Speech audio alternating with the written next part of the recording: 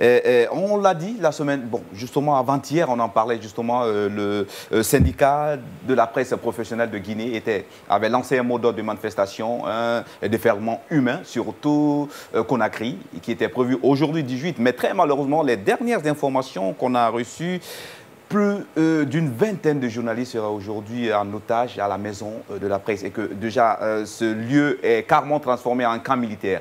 Est-ce que la presse, en quelque sorte, parce que quand vous suivez un peu les démarches que le syndicat a entamées, c'était des démarches pour une manifestation pacifique.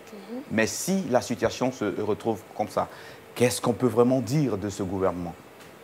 Pas que dire du gouvernement, moi je veux dire que dire de l'avenir de la presse en Guinée. D'accord.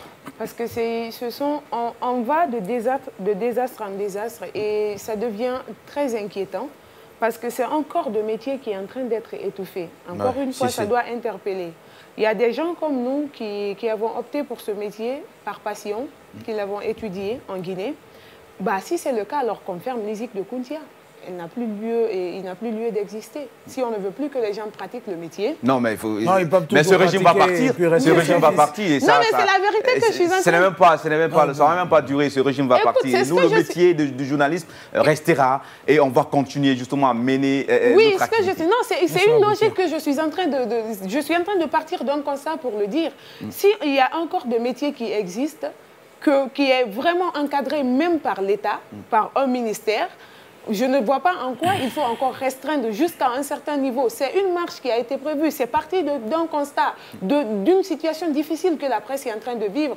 Combien de médias sont brouillés, combien de sites sont aujourd'hui bloqués et aujourd'hui, combien de personnes n'arrivent pas à vivre de leur travail, de ce métier qu'on appelle journalisme et qui n'arrivent plus à pratiquer. Vous voyez, ça devient une situation très compliquée. Aujourd'hui, si à la maison de la presse, et en plus à la maison de la presse, une maison que l'État même a octroyée à des journalistes, pour qu'ils viennent se voir, discuter. C'était pour une assemblée, voir comment ils vont prendre cette journée en charge. Maintenant, si ça se termine par des arrestations, ça doit aller aussi... Oui, la maison de la presse est devenue une prison de la presse. Justement, une prison de la presse. Et tu parlais d'arrestation. Et au total, aujourd'hui, on compte 9 journalistes qui ont été arrêtés. D'autres sont du côté 7 sont du côté de la gendarmerie de Madina et 2 autres de Kipé, ceux qu'on a arrêtés à la dernière position. Et il faut rappeler qu'on a notre collègue dedans, voilà, un confrère d'ailleurs, Nabilay Kamara, qui est aussi journaliste reporter à Djoma Media.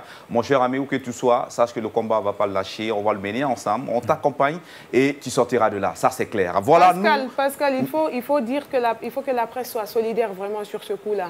Il faut vraiment que la presse soit solidaire à tel point qu'on puisse vraiment traverser cette situation. Si on va rendre dispersé, quand tout le terrain est gagné, ça va être très compliqué qu'on s'en sorte. D'accord. Alors, nous, Sanyo aussi, tu n'as pas un mot. Non, elle a déjà tout dit. D'accord, ça marche.